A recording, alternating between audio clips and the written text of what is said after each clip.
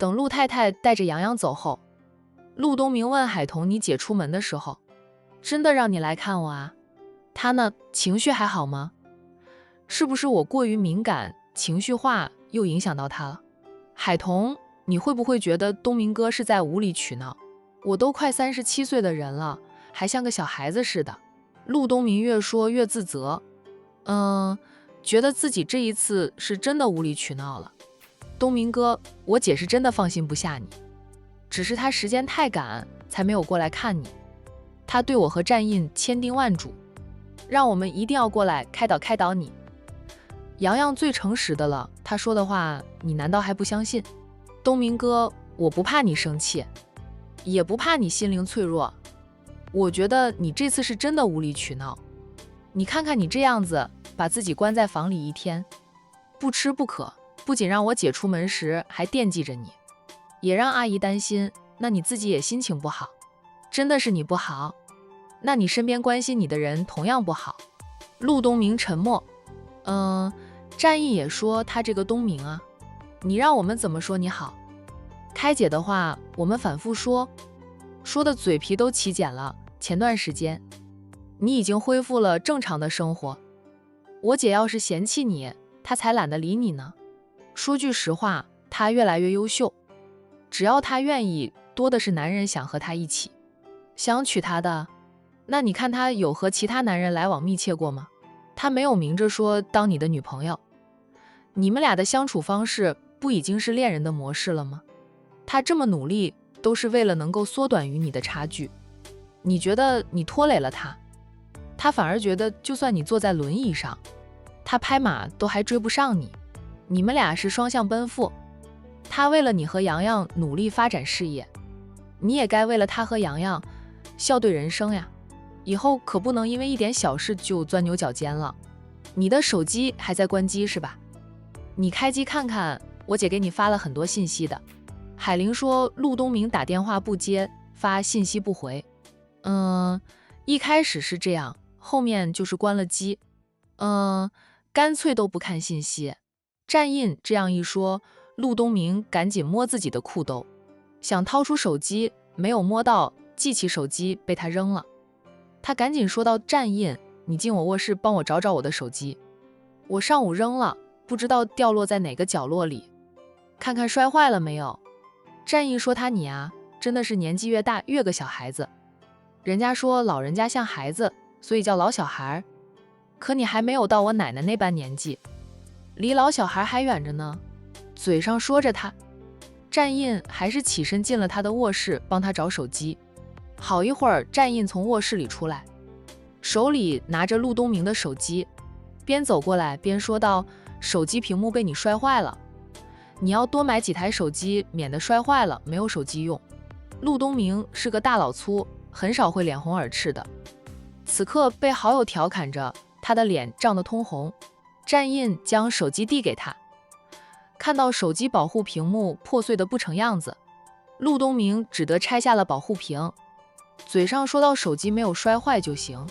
开了机后，很快手机就不停地响起来，都是信息提示音。他点开来看，几乎都是海玲发过来的。他一条条信息看着，从字里行间里可以感受到海玲对他的担心。良久，他说道：“我还不如洋洋了。海玲出差，洋洋都不哭不闹，他反而闹别扭，钻牛角尖。知道就好，我姐应该还没有到江城，你等会儿再打电话给她，让她放心放心。现在你要不要下楼去活动活动？”“好，我自己下楼，你们不用扶我。”陆东明的心情已经从大雪转大晴天，跨度有点大，呵呵。他自己抓住沙发的扶手站起来，然后走了一步便坐到了轮椅上。战役说道：“我才不扶你，让你自己走。”说是这样说，他还是推着轮椅转了个方向，才让陆东明自己操控着轮椅。三人呢一起出了房间，向电梯口走去。“你自己坐电梯下楼，我和海童走楼梯吧。”陆东明嗯着：“你们随意，我暂时还需要使用电梯，等他能像正常人那样走路，家里的电梯就可以休息休息了。”那陆东明进了电梯后，战印拉着海童扭身往楼梯的方向走去，说到东明是太在乎姐了，才会忍不住胡思乱想吧，希望他快点好起来。我姐其实从内心里已经接受他的了，现在不是我姐的问题，是东明哥过不了自己的那一关，坚持要等他完全康复了才肯和我姐在一起。明年，我觉得明年最晚明年底，我们见着他就该叫他姐夫的了。哎呀，好哥们成了我的姐夫，有点叫不出口呢。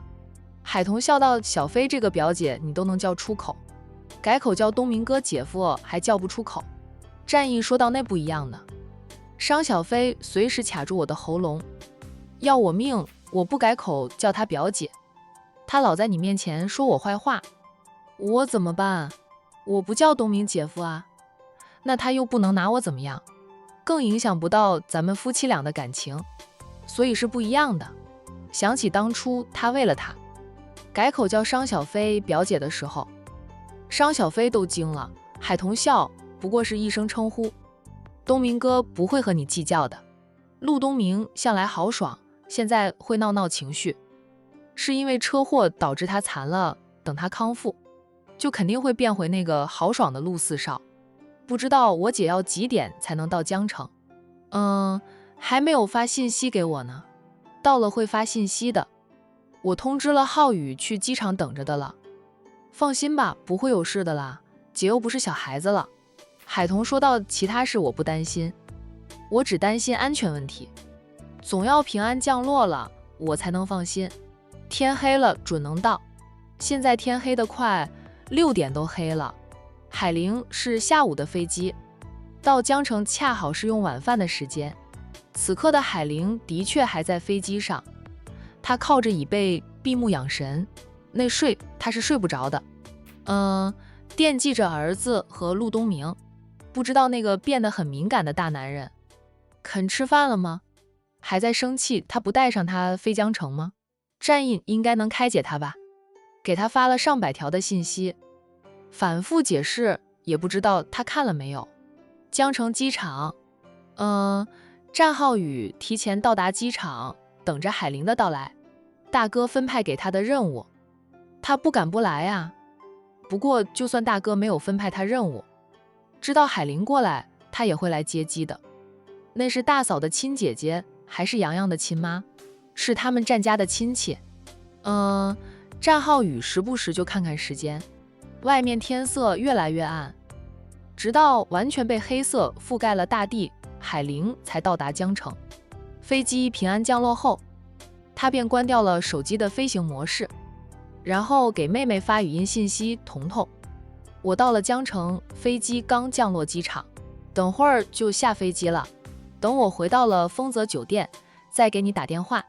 海玲过来入住在丰泽大酒店，上次跟着商太太过来时也是住酒店呢，就这一次过来呢，大姨跟她说了，让她也去看看房子，有合适的就买栋房子方便，不用老是住酒店，还让她买房子时要挑好的，买房子的钱大姨出。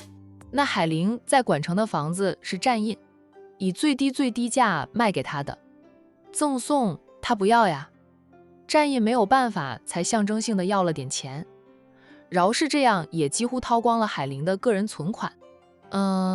让她在江城买房子，她暂时没有这个能力的。大姨说让她在江城看房，她会看也会买，到时候房产证上写大姨的名字，以后她和大姨会经常来江城买栋房子，是方便很多。其实这一次商太太也想来的，由于蓝晶在坐月子，商太太只能先让海玲过来。她也跟海玲姐妹俩以及小飞说过，培养海玲接管凤家的，现在海玲肩上的担子是最重的。海童很快就回复了，到了就好，姐，你到了酒店先吃饭，闲了再打电话给我也不迟。海玲回复了他一个的表情，然后又问，你们吃饭了吗？我走后洋洋没有哭闹吧？你东明哥怎么样了？你和战印去看过他吗？海童笑道，姐，我们已经吃饱喝足，出来散步了，洋洋没有哭闹，下午跟着我们去了陆家，他哄住东明哥的，东明哥没事了。我想他一会儿会给你打电话的，你看看他有没有给你发信息。有，他回复了很多信息给我，我一会儿再看，现在先下飞机了。海童嗯着，没有再发语音信息过来，就让姐姐先下飞机。海玲下了飞机，带着几名保镖，去拿了行李箱，就才往外面走去。10几分钟后，海玲姐，战浩宇看到海玲拉着行李箱出来，朝海玲挥着手。那海玲也看到了战浩宇，笑着走向他。浩宇，你在这里等了很长时间吧？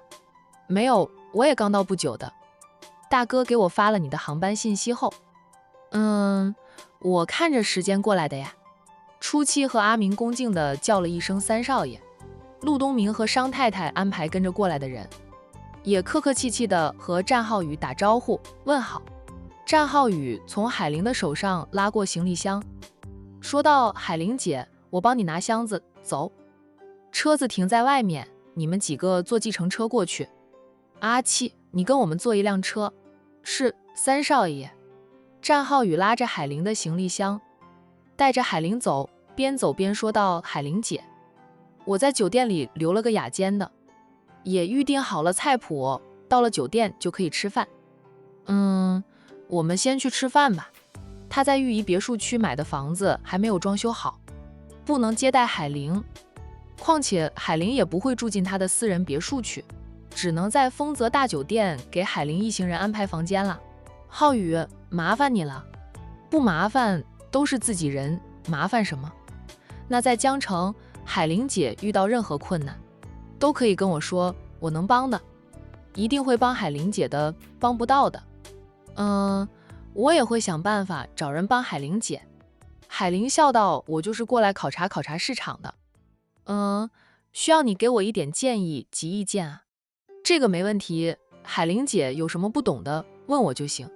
战浩宇带着海玲一行人出机场的画面，却被狗仔队看到并偷拍了下来。对于于季来说，这也是新闻啊。战家三少爷一直都在缠着乔少，乔少看似被他扳弯了，没想到现在却能看到战浩宇和一位年轻的女性走在一起，两个人还有说有笑的。战三少爷更是体贴的帮那个女人拖着行李箱，那个女人长得很漂亮，气质也是极好的，不知道是哪家千金。那个虞姬认出战浩宇的身份，并偷拍了这个画面后，想跟踪过去，近距离偷拍海玲的正面照的，又怕惊动了战浩宇，连刚才偷拍到的镜头都保不住，只得作罢。只要战浩宇错不了就行，绝对错不了哈。在江城，战浩宇是众多年轻女性的公敌，经常拉着乔少上娱乐版的头条新闻，谁不认得战浩宇那张脸？战浩宇接海玲回丰泽大酒店的半路上，那名娱记已经铺了料，果然与战浩宇有关的八卦新闻很快就冲上了江城娱乐版的热搜榜上。在广元大酒店请客户吃饭的乔涵看到了这起热搜，不准确来说是秘书先收到信息的，然后秘书悄悄地给他看了那起热搜新闻。乔涵看了2眼，盯着搭配的那张偷拍到的相片。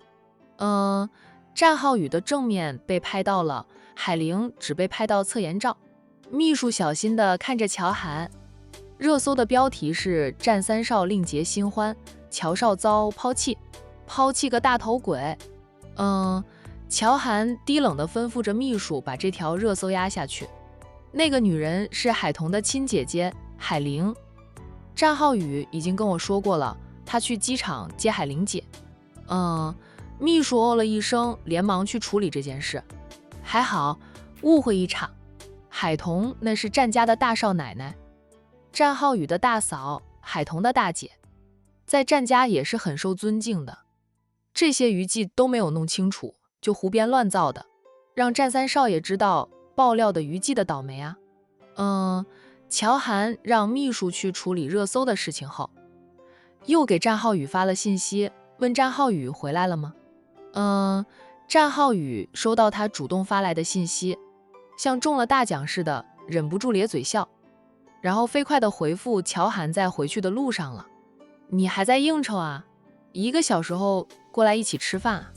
乔涵告诉他，他已经吃饱，吃不下去了，不过可以过去和海玲姐打声招呼。想了想后，乔涵还是决定等战浩宇回来后，再告诉他热搜的事。反正他已经让秘书去处理，热搜很快就会被下的。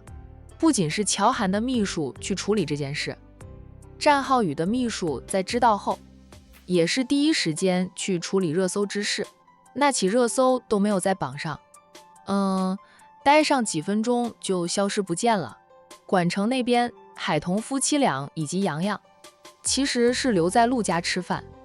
知道姐姐平安到达后，他将这个消息告诉了陆东明，并对陆东明说道：“我姐回到酒店后，会和东明哥你联系的。”坐在轮椅上被战印推着走的陆东明笑道：“我知道，海玲给我发了条信息。”海童笑：“那就好，你们俩的事情，你们自己解决。洋洋，你下来走一走，不要老让陆叔叔抱你。”没事，我就喜欢洋洋坐在我怀里的感觉。他说过他会视洋洋如同亲生的。洋洋还是下地了。小家伙说道：“小姨总说饭后走一走，能什么？能活到99。对对对，就是那话。我可不想成为小胖子。过年我还要和龙婷见面的。要是长成了个胖子，龙婷会笑我。小家伙也是爱面子的。你要是长成了个胖子，说不定就能打赢龙婷了呢。可以利用体重来压制他。洋洋，小姨，那样我能赢吗？那要是能打赢龙婷，他可以嘚瑟一个寒假了。战印笑道：“你就听你小姨骗你吧。你要是吃成了个胖子，行动上不够灵活，会输得很惨。利用体重优势来压制敌人，那是对手特别弱的情况下，龙婷弱吗？也不看看龙婷的师祖是谁，老神医的那些老友们又是谁？他们随便一个人指点一下龙婷，都比普通人练上10年武要强得多。”战印没有告诉洋洋，龙婷强在师门厉害，也有先天优势，那孩子是个练武的好苗子，各方面都优秀，否则也不会被程医生相中收为徒。免得洋洋自信心受到打击，就有个比拼的对象，洋洋才会越来越好啊。洋洋，小姨，你骗我的吗？大家都笑起来。洋洋说道：“小姨被仪仗带坏了。”战印怎么就是仪仗带坏你小姨了呢？小姨天天都和仪仗在一起，就是仪仗带坏的。战印无言以对。他的手机忽然响了起来，他停下接听电话，电话是苏南打过来的，也不知道苏南在电话里说了什么。海童留意到丈夫的眼神掠过了一抹很近，猜到有事情发生。结束通话后，海童问他苏南说什么了。没说什么，生意上的一点事情他能解决的，他后天回公司上班结束婚假。海童也是，见他没有要说的意思，海童就没有再问下去。那他不说，那就是不重要。他生意上的事，他现在也帮不到忙。闲逛了一圈后，海童累了，战印便带着他和洋洋离开了陆家别墅，就回到他婚前住的那栋大别墅。由于婚假即将结束啊，夫妻俩都要回归以前的正常生活。为了方便上下班，他们就决定不住在悠悠山庄了。一进家门就听到老太太那中气十足的声音，夫妻俩面面相视。没想到回家会看到奶奶呀，太奶奶！洋洋看到老太太欢喜得很，撇下了小姨和姨丈，跑向老太太。老太太笑眯眯地张开双臂，等着洋洋跑过来扎入她的怀里。大哥大嫂，屋里除了老太太，还有4少战一阳。海童听到老太太中气十足的声音，就是老太太在骂着战一阳。这也不知道老四怎么惹怒老人家了。叫了奶奶一声后，战印拉着妻子坐下，问着战一阳：“你惹奶奶生气了？”我们还在屋门口就听到奶奶生气骂人的声音了。战一阳一脸的无奈兼委屈，见状，战印就猜到是什么事了。他伸手过去拍了拍弟弟的肩膀，就没有再说什么。有洋洋在场，老太太没有再说战一阳什么，逮着那机会，战一阳就赶紧溜。老太太也没有留他，只是哼哼了2声。战一阳明白奶奶那2声哼哼是什么意思，他跑得了和尚跑不了庙，除非他完全脱离战家，那是不可能的。他不做不孝儿孙。别看奶奶刚才骂他骂得起劲，婆孙感情极好的，就他们有时候还会特意惹怒奶奶，就让奶奶骂他们一顿呢。近30岁的人了，还要奶奶骂，那也是一种幸福呀。凤家，凤若端着托盘上楼，她去敲着父亲的房门。郑华丢尽了脸面，在凤家主出去后，一整天都是不吃不喝的。凤家主当然知道丈夫颜面尽失，心里有怨气。她回公司后，丈夫不吃不喝，她也不管，装着不知道的样子，由着他不吃不喝，看他能不能坚持饿死吧。那其实郑华不是想绝食抗争，而是被打得厉害，痛得他吃不下，整天躺在床上不吃不喝的。凤大少奶奶刚好从房里出来，看到凤若在敲着公公的房门。好一会儿后，公公给凤若开了门，凤若端着托盘进去了，房门随即关上。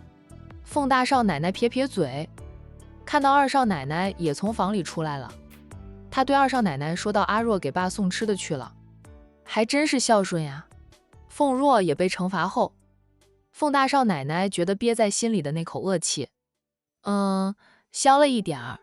要是凤若能够更加的倒霉，最好就彻底惹怒婆婆，遭到婆婆赶出凤家，以后都不再是凤家的小姐，那才好呢。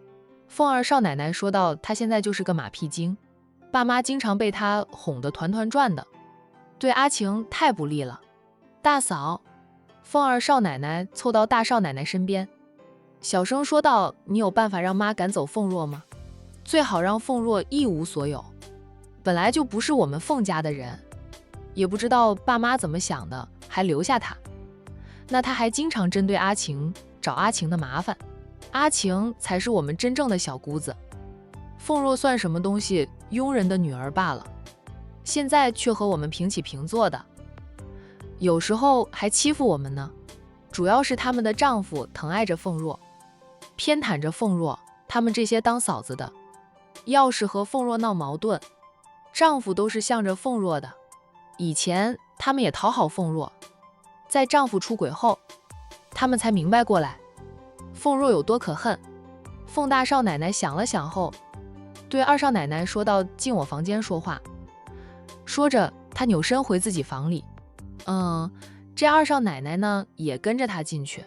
关上了房门后，凤大少奶奶小声地对妯娌说道：“我们可以联手将凤若赶出去。我现在看到她就想撕了她，可惜妈就算生气，还是很疼爱她的。她怎么说都是从小被爸妈疼着长大，他们以前不知道凤若不是凤家的女儿。大嫂，你有什么办法将凤若赶出去的吗？只要让妈对她死了心，不再喜欢她，反而恨她，那她就会被赶出凤家，再也不是凤家的女儿，最好在江城生存不下去，一无所有的。2个少奶奶也算不得好人，凤若偏帮着3个哥哥得罪了嫂子们，他们现在就恨不得凤若失去所有。凤大少奶奶说道：“我有个想法，不知道你觉得怎么样？我说出来，你听听，要是可行，咱们就实施了。你说，我听听啊。”凤大少奶奶低声说道：“爸，他们这次为什么会被打被罚？”二少奶奶愣了一下，随即答道：“还不是爸跑到外面去偷吃，被妈抓了个正着呗。他们当儿女的，给了钱爸出去偷吃，受到连累，才会被妈责罚。可见妈的底线和我们一样，就是不允许自己的男人有其他女人。我想，所有当老婆的女人，都不愿意看到自己的男人出去找的。大嫂的意思是再次让爸出去偷吃，让凤若给钱。凤大少奶奶冷笑的道：“你以为凤若傻吗？她现在是关心着爸，扮演着孝顺的女儿。她心里清楚得很，在这个家里，只有妈值得讨好的，也是从妈那里才能得到实际的好处。她怎么可能再给钱老头子出去偷吃？”二少奶奶问道：“那怎么做呀？”凤大少奶奶附到妯娌的耳边小声说道：“咱们去弄点那种药回来，在凤若给爸送吃送喝的时候，找个机会往酒水里加点药，让他们俩喝了，呵呵，那才精彩。不管是成不成，凤若浑身是嘴都说不清。我留意到凤若每餐都会带着酒给爸喝的，这喝醉了会发生点啥也很正常，妈就不会怀疑到酒水有问题。况且爸心里怨着妈呢，他没有表露出来，我们也能猜到的。凤若心情也不好，两个人说不定偷偷地说着妈的坏话呢。二少奶奶，大嫂，你这条计毒呀，居然让父女俩，他们又不是父女，凤若可不是我们凤家的孩子，她就是个佣人的女儿，贱骨头一个。哎，跟老头子一样，都是贱骨头。凤大少奶奶对公公也有怨。二少奶奶小声说道：“我们的计划能成功吗？妈那么厉害，万一被发现啊，查到我们的头上来，咱们怎么办？”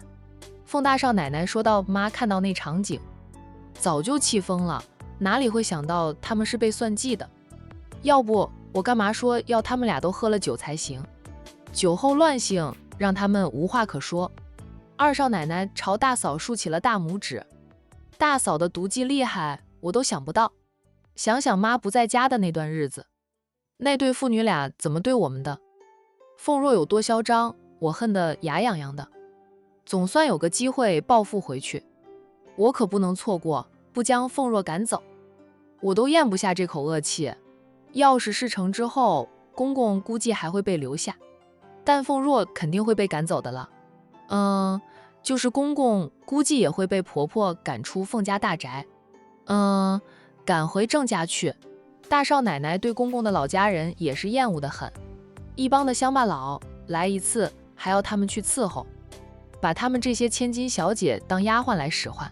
那些人还贪小便宜，每一次来都像土匪扫荡似的，啥都想带走。幸好婆婆也不见得多喜欢郑家人，未经过婆婆的同意，那帮土匪也不敢来，否则经常和这些人打交道，凤大少奶奶都得疯掉。大嫂，你有渠道弄到那种药吗？提到丈夫出轨后公公和凤若的偏心，二少奶奶也来了气，决定和大嫂一起算计凤若，齐心协力将凤若赶出凤家去。反正他们也指望不了自己的丈夫成为凤家的当家人的了，既然轮不到他们，那他们就站在凤晴这一边，帮着凤晴赶走凤若。以后凤晴要算账时，看在他们帮过忙的份上，也不至于太绝情。这个好办，让人去那些风月场所弄点回来就行了。叫上老三家里的，咱们3个人拧成一条绳，还对付不了那个冒牌货吗？要不要跟阿晴说一声？事发后好歹有个人保我们呀。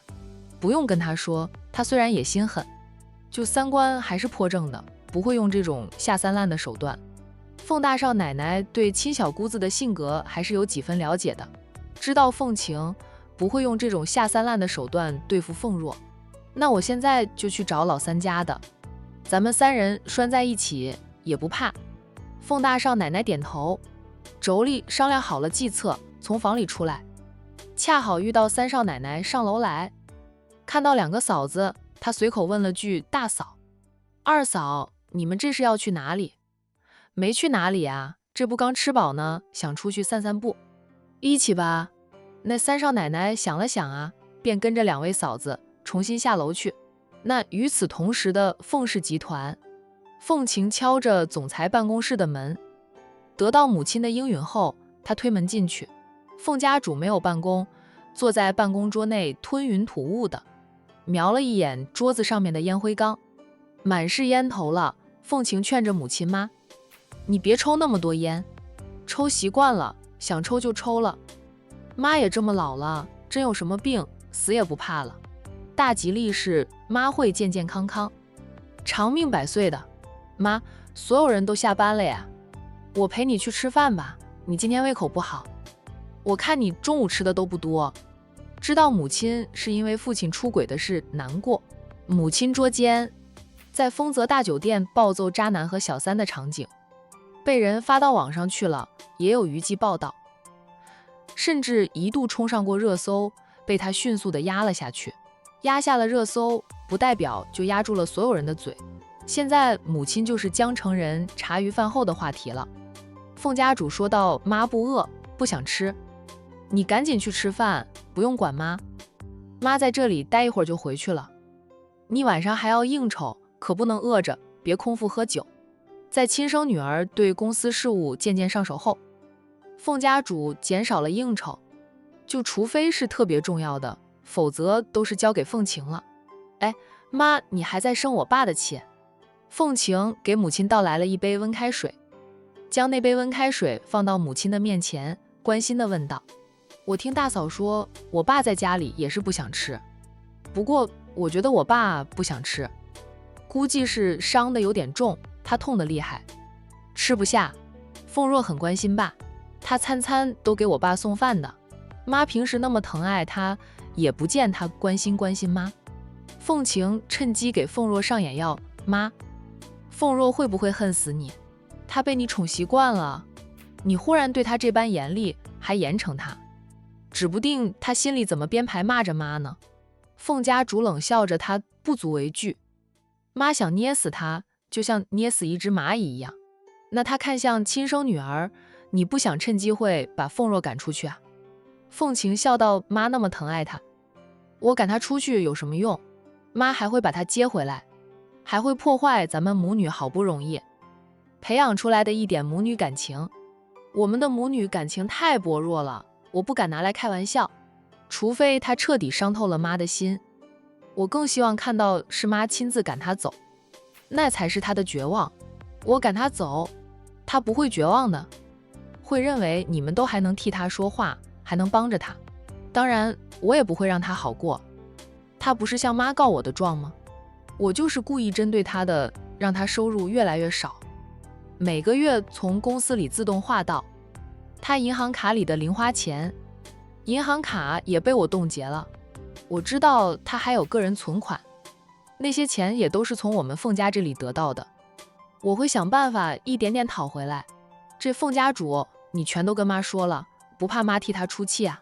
凤晴笑：“怕有什么用？妈又不是没有替他出过气。我想做的事，我会努力去完成，达到自己的目的。就不管前路有多难，有多少人拦着我，我都不惧。”意思是他要对付凤若，就算母亲帮着凤若，他也不会退缩。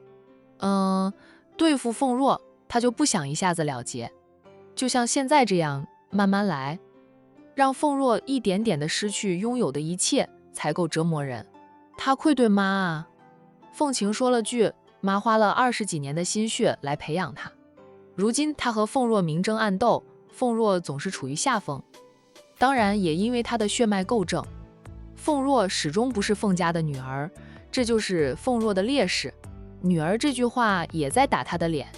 妈，去吃饭吧，我爸是出轨，他做了背叛你的事情，不管你对他如何，他若是觉得过不下去，大可以向你提出离婚，大家好聚好散，而不是背着你去找女人，是他有错在先。你为了他吃不下睡不着，值得吗？妈，我也不怕你生气，只要你不在家，我爸还是会那样做的。他对你早就没有了爱，更有可能从一开始就不爱你，只是爱你的身份地位，爱你能为他和郑家带来多少好处。凤家主脸色变得难看至极，他眼神森冷地看着凤晴，说道：“凤晴，你若不是我亲生女儿，就凭你说的那些话，我就能把你的舌头割下来。我的事不用别人多管闲事，你若不是我亲妈，我也不想多说一句。以为我吃饱撑着没事做？亲生的，绝对亲生的。母女俩都一个德行啊。半晌，凤家主忽然说道：“海玲过来了。”我知道。凤晴没有半点意外。凤家主微愣一下，随即自嘲地笑道：“是哦，你身边有助理了。他们这些助理特别厉害，也不知道是我们哪位老祖宗想出来的，专门成立了一个训练基地，就为我们培养最厉害的得力助手。我还以为你什么都不知道。你也知道了，不错不错。”凤家主说完后，端起了那杯温开水喝了2口。他没有放下杯子，身子往后靠在椅背上，然后转动了椅子。他背对着凤晴，视线望向窗的方向，外面早已经是万家灯火。他语气悠悠地说道：“我想起了你大姨的那个助理，他真的非常厉害，比我现在用的助理都要厉害。而且他的脾气也很好，人长得也很帅，是真的帅。我打小由你大姨带大，经常能看到他，时间长了，我很喜欢他。但是他们助理不能结婚，不能有孩子，因为结婚有了家室，有了儿女，就有了新的软肋，有了新的想保护的人，对我们就不会一心一意了。除非他们和家主结婚，与家主有儿女，那样他们就能留下后代。在家主结婚后，只要不是和助理结婚，助理就要去做结扎手术，防的就是他们背对着家主在外面找女人，留下后代，甚至会让他们无法成为真正的男人。他没想到方瑶这种助理的未来要走的是那样的路。也觉得凤家先祖过于残酷，他以为助理也就是孤儿，无亲无妻，只以家主为中心，一辈子忠心耿耿，就没想到他们连后代都不被允许留下，除非和家主结婚。妈，这大姨丈是大姨的助理吗？不是，凤家主否认了。就你大姨对他没有男女之情，她喜欢大姐的助理，但是她不爱他，只是把他当成个孩子来看待吧。大姐信任他，自然没有废他，他却在大姐婚后生了大女儿，也就是现在的商太太，她自己去做了结扎手术。妈，这样的家规就不能取消？我觉得就太残酷了。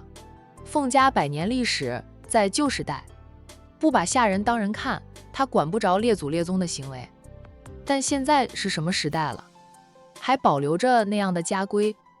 凤晴就觉得太残酷，对方瑶这样的助理特别的不公平。这凤家主没有说话，他们是当家人，最怕的就是背叛，权力外泄，自然不会修改那样的残酷家规，所以历代家主都没有尝试过修改家规。以为是望城的兰家吗？那么容易改家规，就是兰家也是付出了很大的代价，才改了部分的家规呢。